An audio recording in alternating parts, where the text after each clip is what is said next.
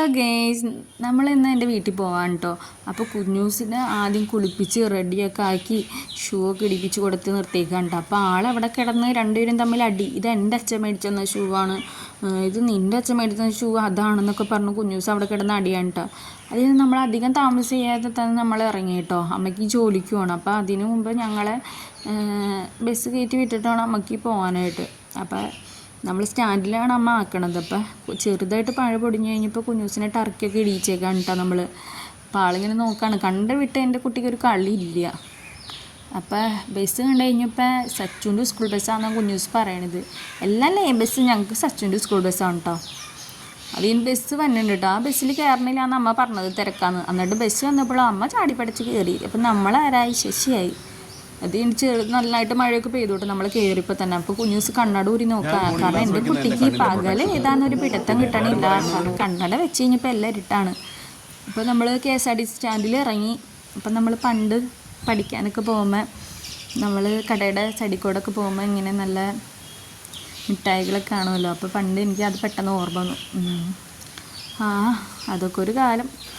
നമ്മൾ വിഷയത്തിൽ നിന്ന് തെന്നി മാറിപ്പോയി. അപ്പോൾ നമ്മൾ സ്റ്റാൻഡിൽ ഇരുന്ന് കഴിഞ്ഞപ്പോൾ ഒരു ചേട്ടൻ നമുക്ക് ഒന്നെടുക്കും മോളെ ലോട്ടറി, ഒന്നെടുക്കുന്നൊക്കെ പറഞ്ഞ് നമ്മളങ്ങോട്ട് ഇതാക്കി. അപ്പം അമ്മ ആക്കി. അത് കേട്ട് കഴിഞ്ഞപ്പോൾ അമ്മ പറഞ്ഞെടുത്തു. നമ്മളെ ബസ്സിലൊക്കെ ആക്കി അമ്മ പോയിട്ട് ജോലിക്ക് പോയി. അപ്പോൾ ബസ്സിലാണെങ്കിൽ അധികം തിരക്കൊന്നും ഉണ്ടായിരുന്നില്ല. നമ്മൾ 4 പേര് മാത്രമേ ഉണ്ടായുള്ളൂ. എന്ന് വെച്ച് കഴിഞ്ഞാൽ ഞങ്ങളും പിന്നെ വേറെ ഏതോ 2 പേരും. പിന്നെ നമ്മൾ അങ്കമാലിലൊക്കെ എത്തി. അപ്പോൾ കുഞ്ഞൂസ് ഒട്ടകത്തിനൊക്കെ നോക്കിയിട്ട് ഇരിക്കുകയാണ്. അപ്പോൾ നമ്മൾ അങ്കമാലി സ്റ്റാൻഡിലേക്ക് ഇറങ്ങിക്കഴിഞ്ഞപ്പോൾ എൻ്റെ അനിയത്തി അവിടെ വെയിറ്റ് ചെയ്തിട്ട് കേട്ടോ.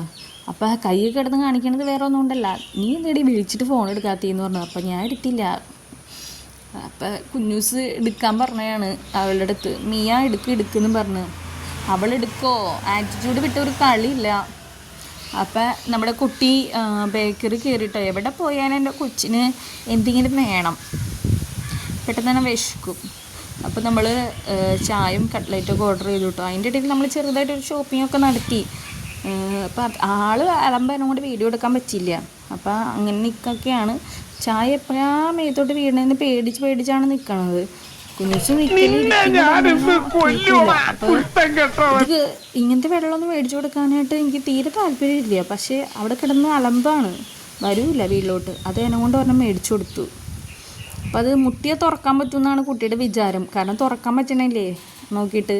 അപ്പം ഞാൻ ഏറ്റമയിലൊക്കെ കയറി കഴിഞ്ഞപ്പോൾ ഞാൻ ചെയ്യണ പോലെ ചെയ്തുകൊണ്ടിരിക്കുക. അപ്പം നമ്മൾ ബസ്സൊക്കെ ഇറങ്ങി നമ്മൾ വീട്ടിലേക്ക് നടന്നു പോകുന്ന സമയത്ത് മാമാൻ്റെ വീട് അവിടെ അടുത്താണ് കേട്ടോ. അപ്പോൾ നമ്മൾ മാമൻ്റെ വീട്ടിൽ കയറി.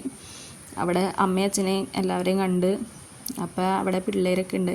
അപ്പോൾ അമ്മമാർ ഗേറ്റുമൊക്കെ നിർത്തി ആളിങ്ങനെ കളിപ്പിച്ചുകൊണ്ടിരിക്കുക. അങ്ങോട്ട് പോകും ഇങ്ങോട്ട് പോകും. ആൾക്ക് അതൊക്കെ ഒരു സുഖമാണ്.